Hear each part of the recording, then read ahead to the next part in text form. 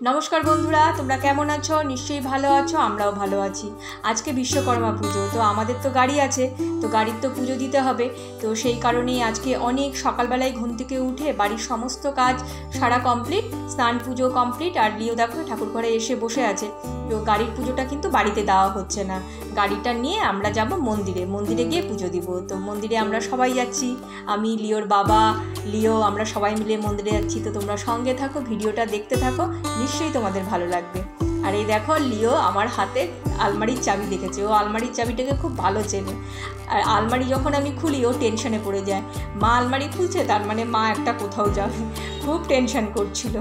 তারপর আমি তাড়াতাড়ি করে রেডি হয়ে গেলাম। এদিকে ওর বাবা তো আগেই রেডি, ওর বাবা তাড়া দিতে থাকে, তাড়াতাড়ি করো। ছেলে মানুষরা এরকমই হয় জানো, যে নিজেরা আগে রেডি হয়ে যাবে, তারপর বলতে থাকে তাড়াতাড়ি করো। ঠিকঠাক যে একটু রেডি হবো সেটাও উপায় নেই। আর এই যে আর একজন লিও, ব্যাস বেল্ট দেখলেই তো ছটপট শুরু করে দেয়। বেল্ট পরানো তো অনেক ওকে একদম হ্যাপা হয়ে যায়, আমার লাফালাফি শুরু করে দেয় আর কি। তারপর বেল্ট পরে বাবু রেডি, ওর বাবা গাড়িটা খুলে দিল, ব্যাস গাড়িতে উঠে গিয়ে বসে পড়লো, খুব খুশি। কোথাও যাবো মানে ওর কাছে এত আনন্দের। আর আমি অনেক দিনই আমার বাইরে যাওয়া হয় না, লিও তোর বাবার সঙ্গে প্রায় দিনই ঘুরতে যায়। আর দেখো লিও পেছনে এসে দেখছে যে মা আজকে আমার সাথে যাচ্ছে। ও কিন্তু খুব খুশি হয়েছে যে আজকে মা বাবা দুজনে মিলেই আমরা যাচ্ছি ঘুরতে।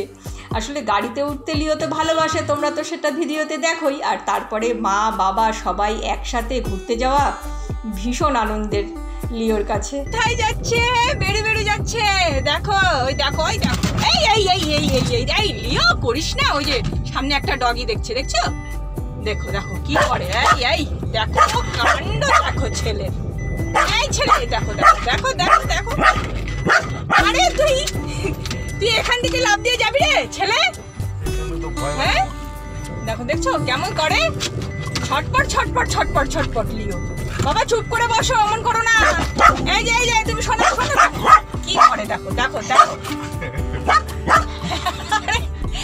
তুই বাইরে বেরোয় সবাইকে বকা দিবি রে? হ্যাঁ, তুই রাস্তাতেও সবাইকে বকা দিতে যাবি? আমি লিও রাজা বেরিয়েছি, তোমরা সবাই সাবধান। কিন্তু লিও সোনার কাণ্ড দেখো বন্ধুরা। এই যে বাবা কি বলছে, বাবার কথা শোনো। বাবা চলে গেছে না, একটা ডগি দেখতে দেখো। ও যদি ডগি দেখলো তাহলে ওর অবস্থা খারাপ।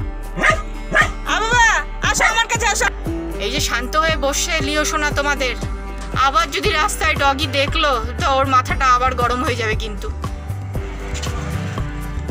যে আমাদের এখানে রেলগেট, এই যে রেলগেটটা বন্ধ, সেই জন্য আমাদের এখানে একটু দাঁড়িয়ে পড়তে হলো। এখন এখানে কতক্ষণ যে দাঁড়াতে হবে কে জানে।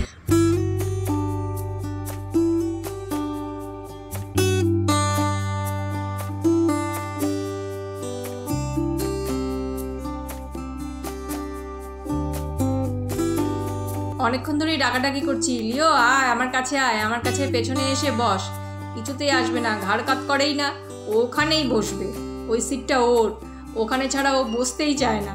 ওখান থেকে যে ভালো দেখা যায় সামনেটা, খুব চালাক, সব বোঝে। এদিকে ঠাকুরের প্রসাদগুলো কেনা হয়নি, তো লিওর বাবাকে বললাম তুমি সামনে একটা ভালো দোকান দেখে দাঁড়াও, ঠাকুরের প্রসাদগুলো কিনে নিই, আর মোমবাতি ধূপকাঠি যেগুলো সব ঠাকুরের জন্য লাগবে সেগুলোও কিনে নিই। দুজনে মিলে তো একসাথে গাড়ি থেকে নামা যাবে না, যে কোনো আমাদের একজনকেই নামতে হবে। তো আমি গাড়ি থেকে সৌজন্য নেমে পড়লাম, লিওর বাবা লিওকে গাড়িতে নিয়েই বসে আছে যে জিনিসগুলো আমি তাড়াতাড়ি করে কিনে নিই।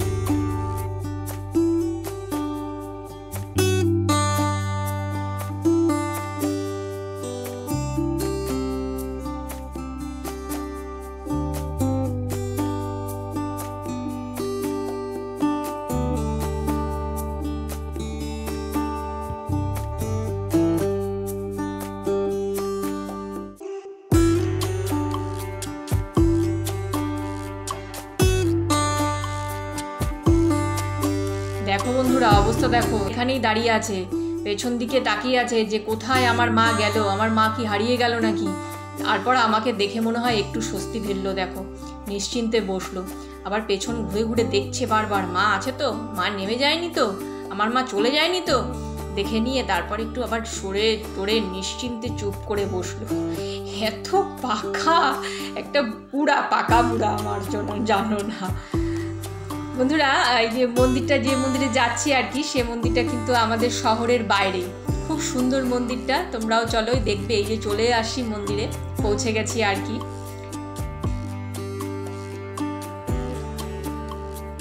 এতক্ষণ গাড়িতে বসে আছি, লিও সেই বাড়ির থেকে শি করে বেরিয়েছে, রাস্তায় তো আর কোথাও দাঁড়ানো হয়নি, তো ওর কিন্তু খুব শি পেয়ে গেছিলো। আমার সোনা বাবাটা দেখো শি চেপে বসেছিল। তারপর ওর বাবাকে বললাম তুমি চলো আগে সাইডে নিয়ে গিয়ে ওকে ভালো করে শিটা করিয়ে নাও, কারণ মন্দিরের ভেতরে যাব তো। এই দেখো আমাদের মন্দিরটা, খুব সুন্দর মন্দিরটা। যে তোমাদের বললাম শহরের বাইরে, একদম শহরের বাইরে। পরিবেশটা এখানে খুবই সুন্দর, শান্ত পরিবেশ। এখানে আসলে মনটা খুব ভালো হয়ে যায়।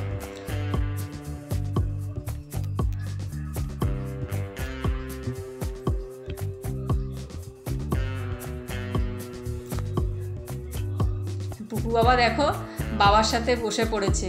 আমি ঠাকুরের কাছে প্রসাদগুলো রেখে আসলাম, যে পূজার দেওয়ার একটু সময় মনে হয় বাকি আছে।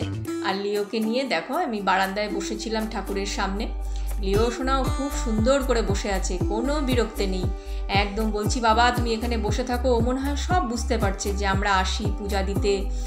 একদম এত শান্তভাবে ও আমার কাছে বসেছিল, কোনো বিরক্ত করেনি, চুপ করে বসেছিল। এদিকে গাড়ির পুজোটা বাইরে দেওয়া হয়ে গেল, তারপর আমি মন্দিরের ভেতরে আসলাম। মন্দিরের ভেতরে মায়ের পুজো হতে তো অনেকটাই সময় লাগছিল, তা আমি সুন্দর করে মায়ের পুজো দিয়ে দিলাম আর কি। সেই সময় কিন্তু লিও ওর বাবার সঙ্গে বাইরে গাড়িতে বসেছিল, বাপ বেটা সুন্দর করে বসেছিল। আর মা যে ভেতরে পুজো দিচ্ছে ও সেটাও হয়তো বুঝতে পারছে। ওর বাবা ওকে বলছে, আসলে মন্দিরের সামনেই ওরা ছিল তো আমাকে দেখতেই পাচ্ছিল যে মা মন্দিরের ভেতরেই আছে, মা কোথাও যায়নি। তারপর ওর বাবাকে বললাম তুমি একটু নামিয়ে দাও, আমি এখন ওকে নিয়ে একটু ঘোরাফেরা করি। তারপর মন্দিরের আশেপাশে লিওকে নিয়ে ঘুরলাম। ঘুরতে যে এত ভালোবাসে।